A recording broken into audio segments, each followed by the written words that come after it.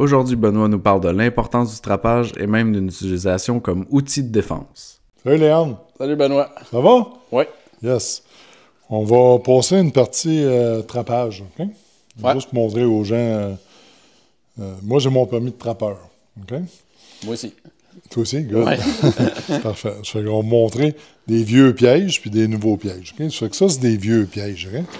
C'était sûrement un piège à ours dans le temps, là. Sûrement. Ouais, un genre de piège à pattes, là. Oui, piège à pattes. Naturellement, ça, c'est plus légal au Québec. Peut-être ailleurs, je ne sais pas, mais celui-là ici non plus, il n'est plus légal. Okay? C'est des vieux pièges.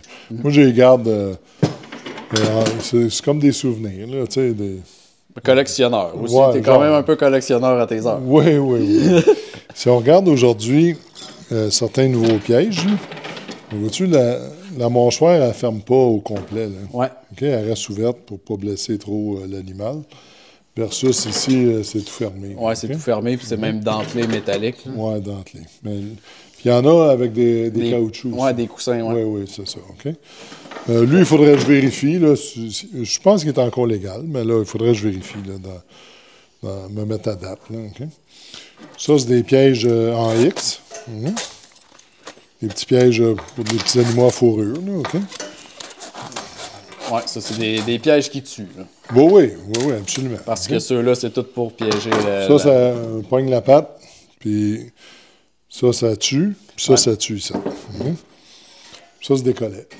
Collets à coyote, à renard. Hein? Ça fait que le petit collet, il ferme. Ouais. Il t'étouffe. Puis le renard ne peut pas s'échapper de ça. Ouais, il va se choquer lui-même, là. Il se choque tout seul, puis c'est très efficace. Puis ça, c'est un collet pour les ours. Ça fait qu'on a un système que la patte de l'ours se prend, comme ça. Puis là, j'ai pas le système ici. Là. Ouais, c'est dans une chaudière. Ouais, là, une chaudière, c'est ça. Puis là, la patte se prend, puis lui, il t'attend. Il est pas très de bonne humeur Quand t'arrives. Quand t'arrives, hein? Je te dis, s'il est pogné par un ongle, là, watch-toi. Puis ça, ici, c'est un plus gros modèle. Piège à castor. Hein? Je peux le craquer. OK? Ça prend des pinces, comme ça ici. Ouais. Moi, tantôt, on fera une petite démonstration dehors. Je vais peut-être le craquer après. Là.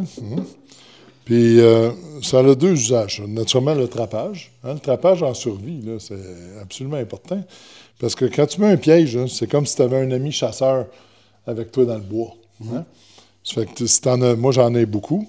Fait que si tu en as 20, tu en as 30, tu en as 50, ben, c'est comme si tu avais 50 amis qui t'aidaient à chasser. OK? Puis il chasse 24 heures par jour, puis il se plaint pas.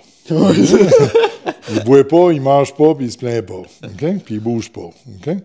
Ça fait que c'est bien efficace. Puis il y a des bons trappeurs au Québec, hein, pour les loups, pour le castor, etc. Tous les petits animaux à fourrure. OK? Ça fait que il faut avoir un permis, puis il faut faire ça comme il faut. Ça, c'est des pièges qui mettent à mort instantanée. Hein, le castor, il passe ici, quand il fait son tunnel, là, puis il déclenche le système. Ça, il déclenche les deux broches, ça puis se ferme. ça va casser au niveau du cou. Le cou, la colonne. Ouais. Okay?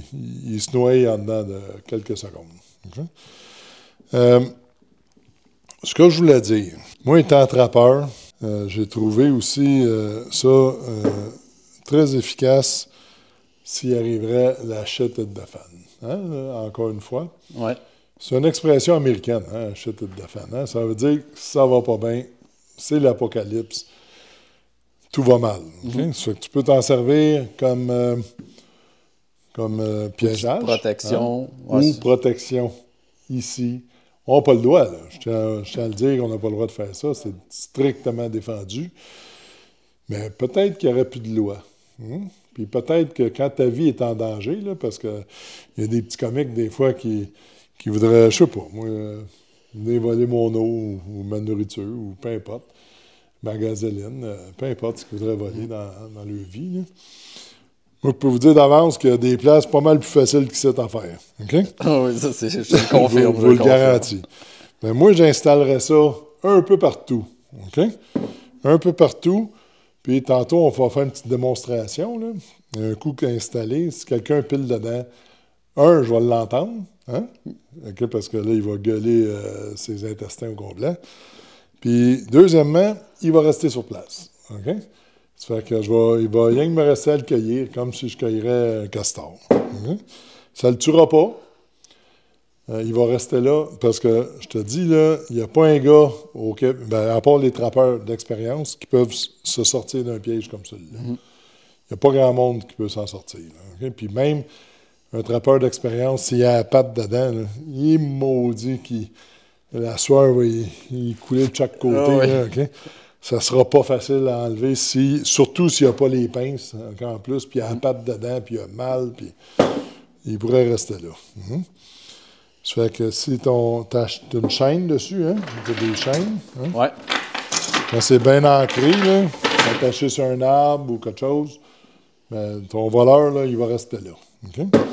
Puis un trappeur, là, ça regarde où il essaie de figurer où ce que le gibier va passer. Bon, il dit le gibier va passer là. Mais moi, c'est pareil. J'essaie de figurer où ce que le voleur va venir. Tu comprends-tu?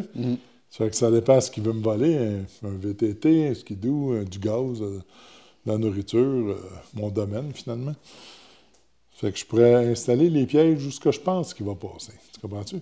Puis quand il va se mettre un pied dedans, mon chum, ça va être la fin pour lui. Tu comprends-tu? Ah oui. Ça fait que c'est évident que c'est pas recommandé de faire ça. Je veux dire, c'est sûr. C'est juste, des fois, on fabule. Hein, ensemble, hein, on a du Un fun. scénario. Un scénario apocalyptique. Mais c'est juste drôle, là. On se fait des petites choses, puis ça prendrait des zombies là-dedans. Des bons zombies ou des E.T. là, qui viennent ici, là, puis ils se piègent dedans. Ouais. Fait que, je le ferais peut-être empailler en plus, même. Un zombie, hein, le faire empailler. Hein? Ça fait que, voilà. Ça fait que c'était ça, un petit peu une petite démonstration rapide des pièges. Okay? Puis on pourrait m'emmener les piéger, faire du collet avec un lièvre ou quelque chose de simple. Okay? Puis j'ai un bon ami qui est un très bon trappeur. Là. Puis si jamais un jour on voudrait l'inviter, lui, il connaît ça. C'est bon?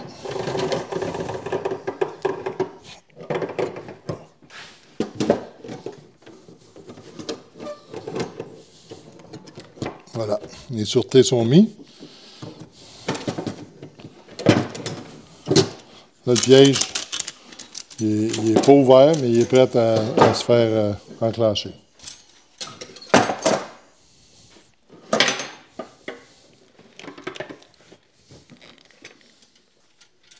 Il y a la petite clip ici. Voilà.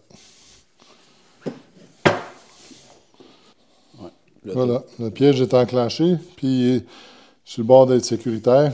Il va juste... Tu vas juste avoir à pousser tes c'est sécurités. ça. Tes sécurités. On peut aller l'installer, puis on va le faire fonctionner. OK? Ouais. Un petit peu de préparation. Hein? Voilà, là, je vais enlever les sécurités. Un petit peu de gazette pour couvrir le tout. Ouais, on recouvre le trou un peu. OK? Parce que là, le petit voleur, il le voit, là. Hein?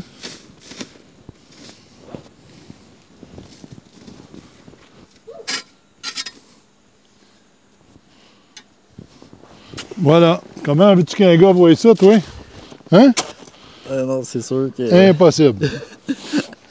Ça fait que... avis à ceux qui veulent venir se promener ici. Hein? Donc là, on fait une petite marche. Ouais, on fait-tu un petit pas dedans? Ouais, un petit pas dedans. OK. Fait que t'es prête? Ouais. Voilà. Ouais. Ça, tu sors plus de là.